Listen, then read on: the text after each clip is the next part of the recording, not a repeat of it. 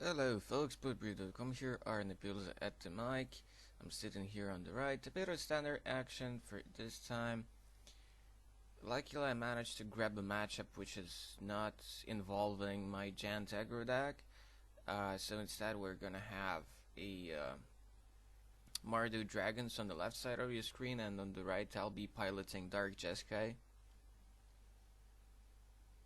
The Mardu Dragons list is a bit of a personal tune-up of my friend, and Dark Jeskai is a generic list with few tweaks, but in particular there are a couple negates main deck instead of dispels, because negates is cool, like countering the Gideons and such. And then in the sideboards, I think there's one Painful Truth and one main deck, so those are the main features of this Dark Jeskai list. I think Mardu is mulliganing at least once, and I think this might be the game where he mulliganed down to 5 even. It's a bit unfortunate. So the Mardu Dragons list was highly tailored towards aggressive decks and Absent, and particularly for the local metagame. I decided to swap like few cards between main deck and sideboard so that the list is a bit less narrow.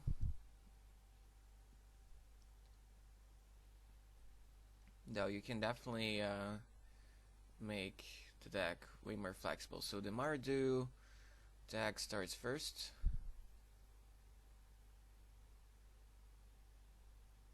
Here. Just a Shambling Vent and pass. Monastery pass.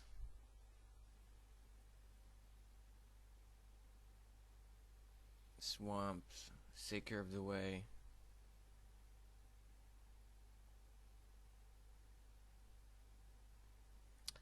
I just had a mountain and passed. I think my hand was a bit land heavy and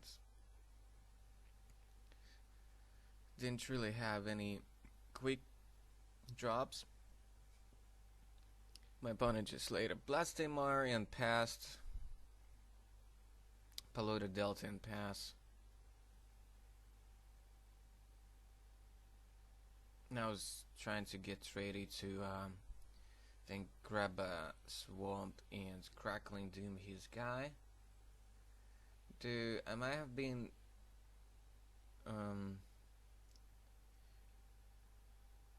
better off just grabbing, say, an island here and just casting that Mantis Rider, because then I would need an untapped white or blue source to cast that Mantis Rider on my next turn.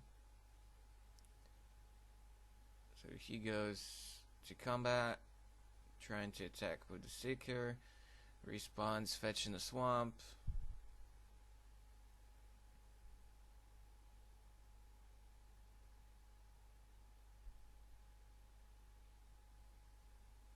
Actually, from this distance here, while I'm narrating, it looks quite a bit like a mountain. Anyways, here's Crackling Doom. Seeker away, he takes 2.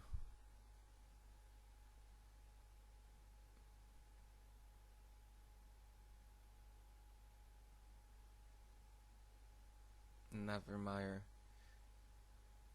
Yeah, so with the first Mire, he just took a Smoldering Marsh, played another Seeker and pass. So with this Delta I can get a blue source and cast this Mantis Rider. Calculated that, like, yeah, I could potentially cast Tasigur here, but we'll see. So I get the stream. The mana is perfectly flexed now. Well, nearly perfect. He's fetching at the same time to save up some time. Grabs the Plains, which he cannot actually fetch with the Mire. Did I correct him?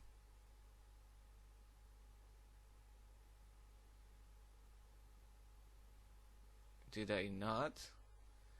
That's funny.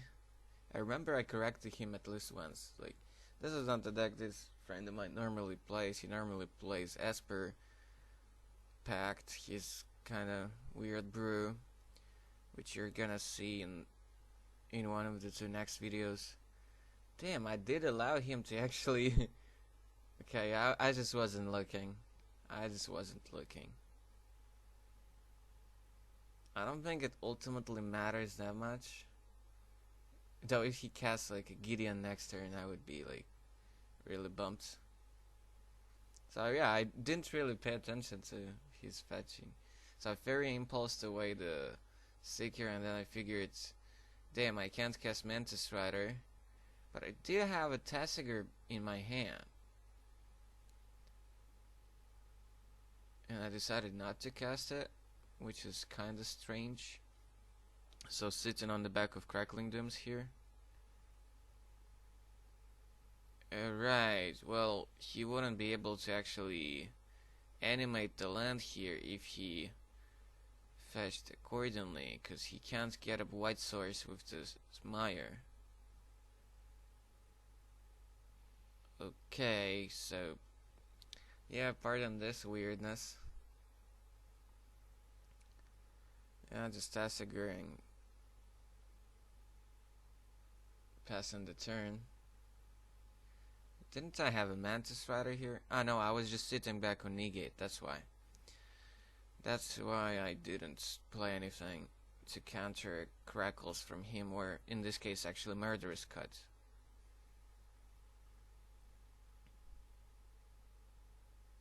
Bear in mind, he mulliganed here, I think, down to 6 or even 5 on the play, so not the worst mulligan.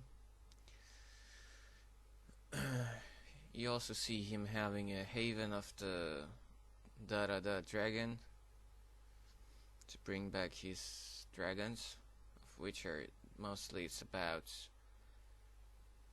Regent, Thunderbreak, Regent, and Colgan. Mill the Jace and the Fairy Impulse, he allowed me to get Impulse back. Because he didn't really have a fast hand, me being a little bit flooded, but sticking a Tasigur in play puts me into a pretty decent position here. And the turn I tried to activate Tasigur because I didn't have a defense for it. So task down, I take a couple of damage. Well, the mill trigger is still gonna resolve because it was put on the stack.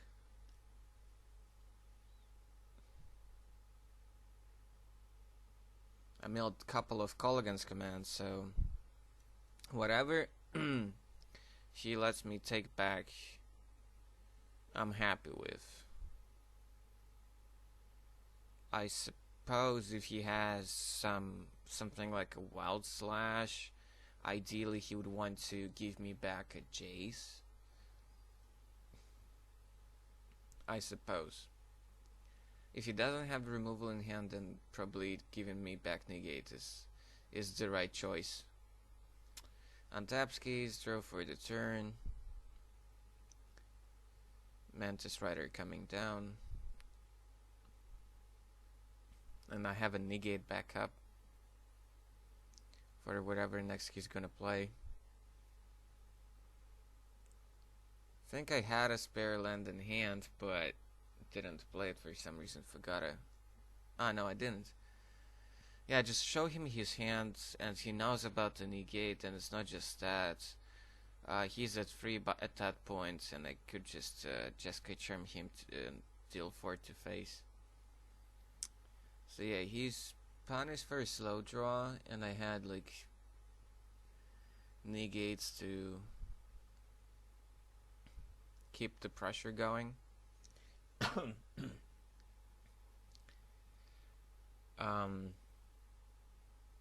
Sideboarding is funny here.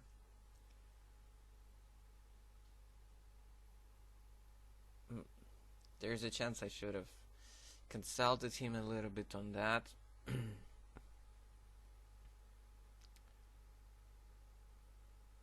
Unfortunately, he's not gonna take out Valorous stances here. Yeah, that equipment you see up in front, on the right side is just a charmer. It's not the in the actual sideboard, of course. Yeah, so self-inflicted wounds is a start for him. I'm taking one Surge, couple of Excerts, a couple of Jurassics, a Dispel. Then I was thinking about other stuff, like Seconds, Dragon, Painful Truths, or the Disdainful Strokes for his Regents and Colligans. But I just didn't feel like I really needed them.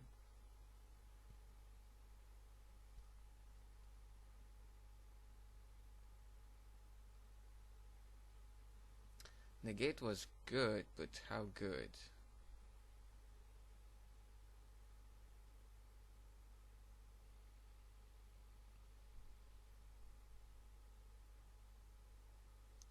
Because I'm bringing in Exert and Surge,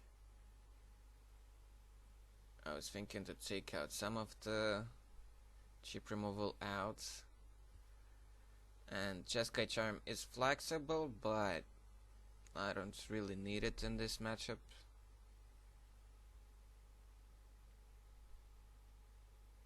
If his version of Mardu would be a bit less mid-rangey controlish and more beat down, I could see keeping Jeskai Charm in to, let's say, bounce Butcher at instant speeds or give my team lifelink.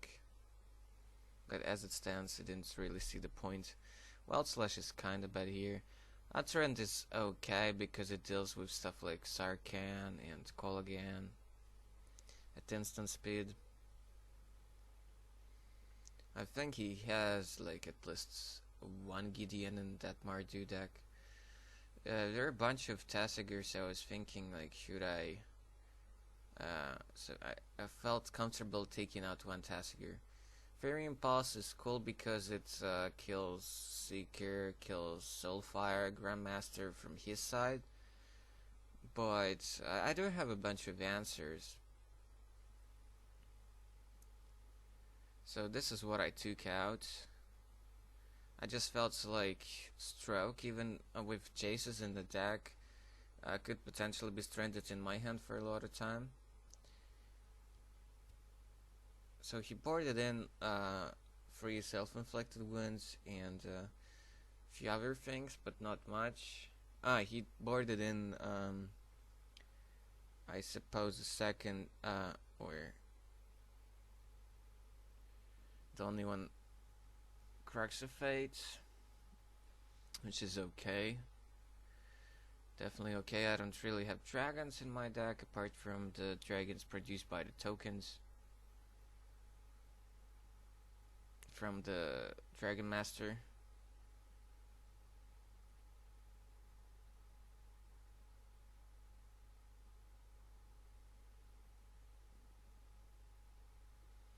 Anyways, you definitely saw like how he boarded there.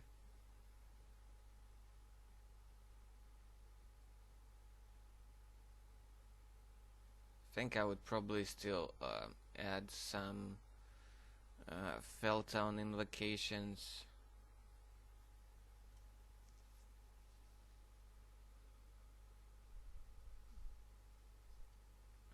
Because a lot of the time I would just play one thread at a time.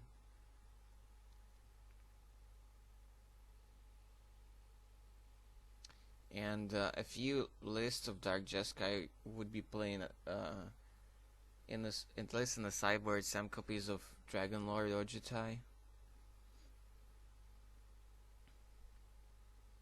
On the other hand, there are still like self-inflicted ones, so I don't know.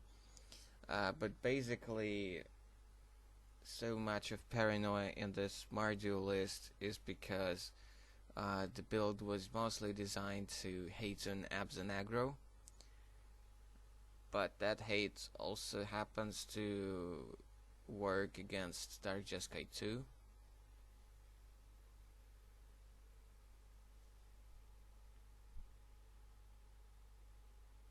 You might think that full 10 invocation is not amazing against a deck with hanger backs, but it's not always they have hanger back, and you can play around this. Like, because it's an instant, you can respond to them playing a hanger back and get rid of like a creature on board.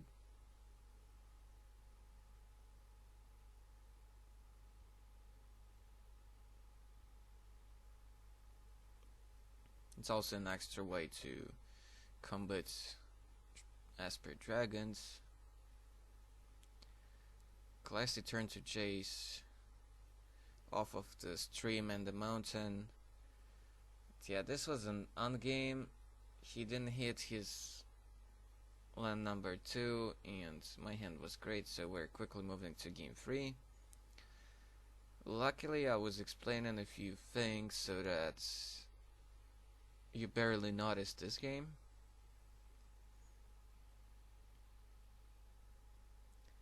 It's just that the Mardu has to be very kind of it has to have very dense draws to be able to compete with Dark Jeskai.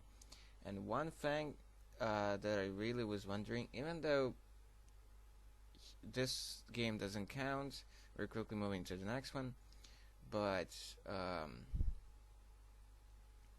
the first one, even after Mulligan, even though it wasn't great, but I started to have my doubts why people consider Dark Jeskai as a decent matchup for Mardu Dragons, and why people think that Mardu Dragons actually can compete with Dark Jeskai and be a good weapon against it. I don't know. Well, Draconic Roar is good, kills both Rider and Jace. And Crackles helps to deal with other stuff. It's like Tasigur. And Thunder Break makes you take a bunch of damage. But still.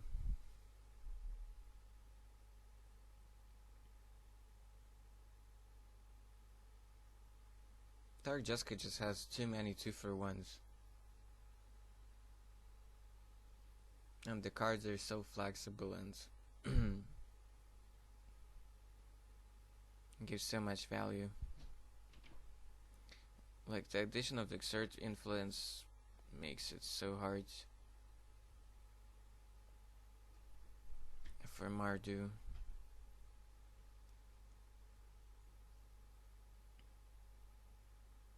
I would much rather prefer to play like some kind of Mardu Aristocrats with Zolpal, Cutthroat, and Butcher the Horde and Hangerbacks, that kind of stuff. I don't know why people think it's so bad, and I think it's deserved a second chance. So Juris on turn 1 takes out the Sarkhan, keeps him with another land, the Cuts, Otterans, something else. Draconic Roar, I think. So yeah, taking out Sarkhan is cool, because everything else is way too reactive. Swamp and an island can't really cast anything. I think I had a Chase in hand, just opted not to cast it here without a Dispel backup. Can't see clearly. Polluted Delta and pass, so that means I don't have Chase. Yeah, I don't have Chase. I have Crackles and Influence. His hand is also very reactive. So now you would get basically a decent game between these decks.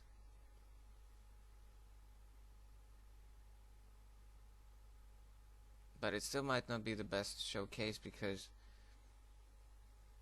how Mardu Dragon's supposed to win this matchup is by applying early pressure and have answers for my threats.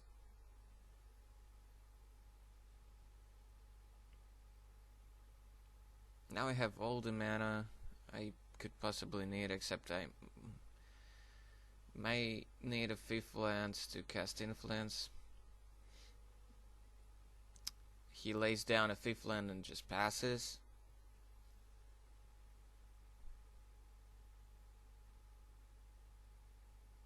Now I have my 5th land for Influence once he plays some threat.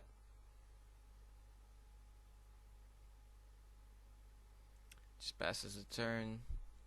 Just react to spells in hands. Land number 6. I still have all the removals in the world.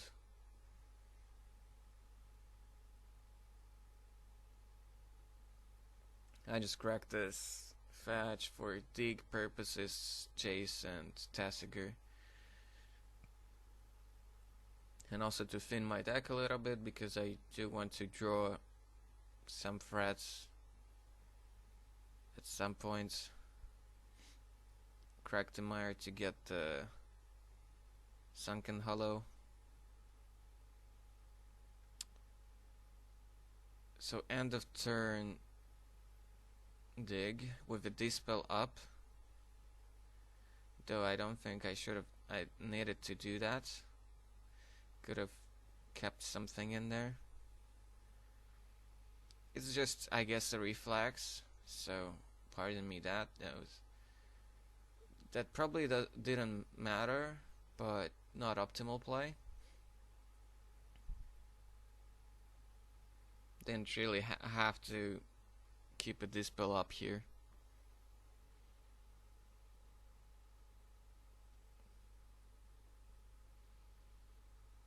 Took a couple of cards. I think I took something like Jace Colgan's Command, something like this.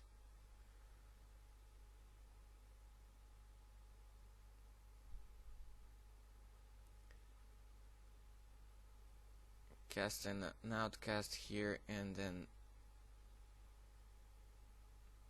a Jace 2, both of which are gonna be kinda annoying. And I have Colgan's Command and a Dispel up.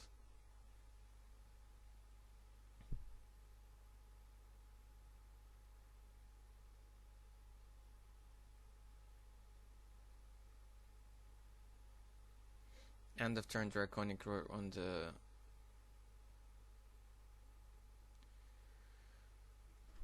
the Dragon Master. Dispel. Might as well use it now.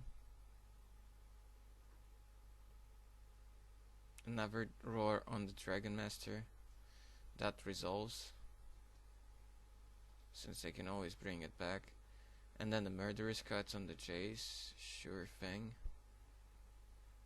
Now it's actually interesting what I'm supposed to bring back with the commands next turn. Both targets are actually interesting. But instead of like using the commands now and playing whatever I get back, with the modes like obviously taking creature back and making him discard. So I proceed with a Mantis Rider. I remind him that self-inflicted is not an instant. So he goes for Crackling Doom. I let her resolve.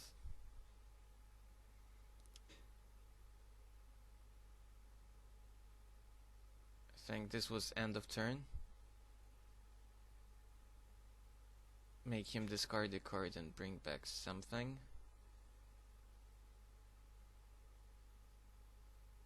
Decide to go for Chase, but I could see an argument to taking Dragon Master here as well. After all, I was on 6 lands here.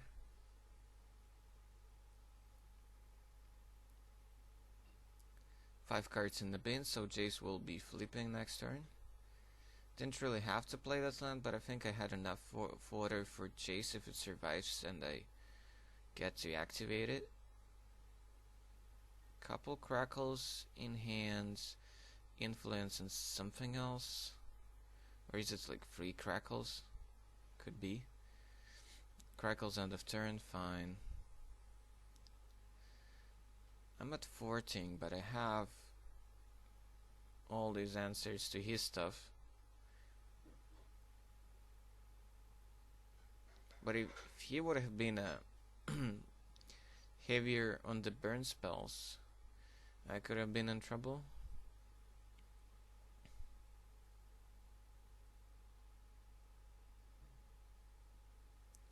Thunder Break.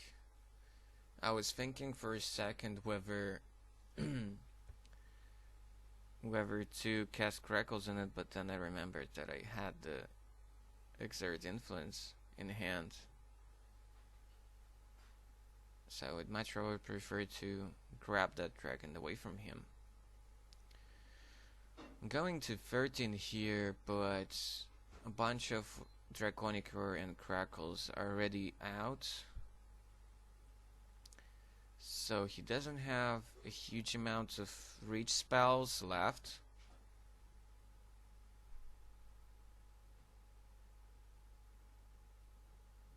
So 5, guess an Exert.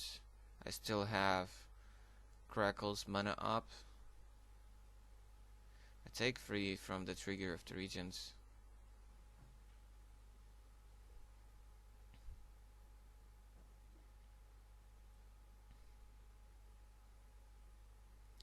Grab the dragon and just pass the turn.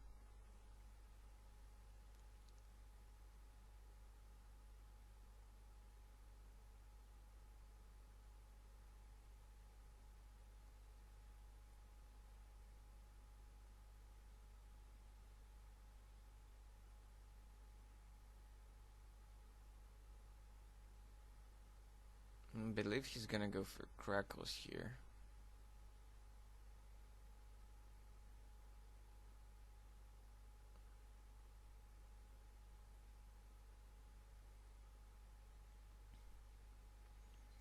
Instead, we just saw Soulfire Grandmaster.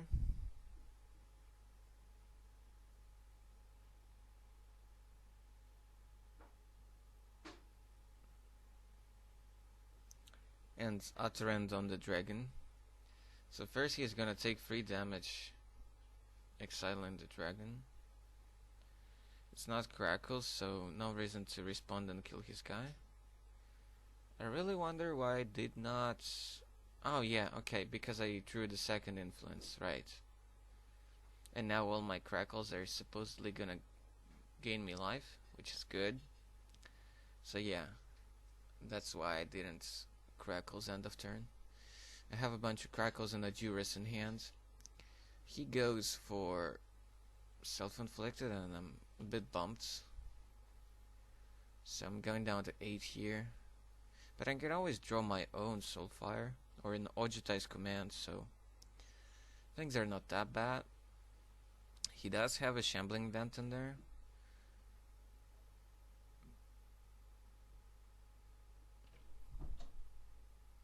I just passed the turn. Didn't know what I drew. Yeah, I think, yeah, I just drew a land and somehow didn't play it. Probably should have. Well, I got enough mana to operate here.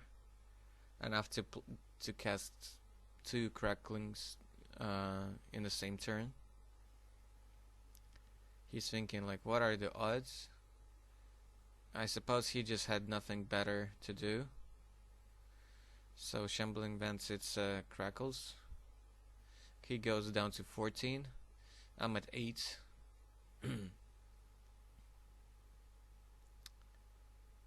I'm at 8.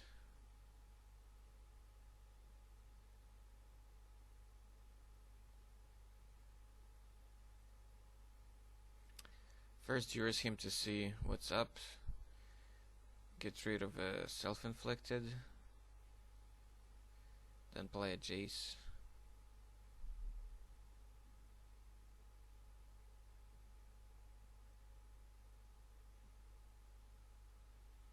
Self-Inflicted is actually fine here. You might think that like, yeah, he only hits like to my Dragon Master I cast Soulfires and Riders, but because of 2 Exert Influence, which I can flash back and stuff like this, and I can bring back what my Riders and so on, it's actually okay. Sarkhan had to take out Jace here, otherwise I would just flash back something and get rid of his Sarkhan.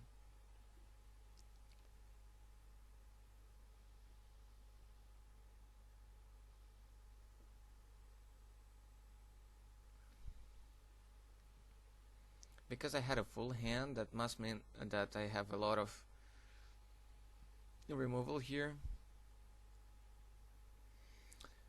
I still cast Crackles on my turn just to deal 2 to Sarkhan and kill it this way.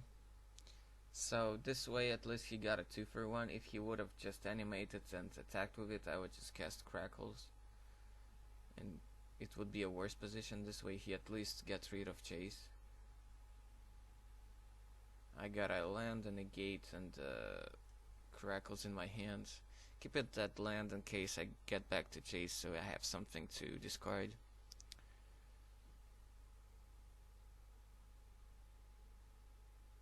Cast Soulfire here. Obviously should have played and cracked that land. Well, maybe not crack, but play that land before playing Grandmaster, so that I have enough mana to cast Crackles with buyback. I'm gonna respond to Seeker here by cracking this fetch.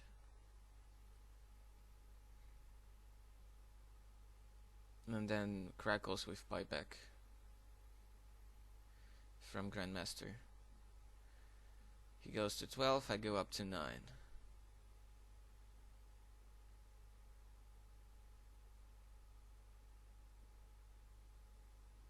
I kinda show him that this game is probably over if he's hellbent, like no cards in hand, because I can then cast Call Against Command and negates with buyback, and that should do it. I don't even need to draw anything else.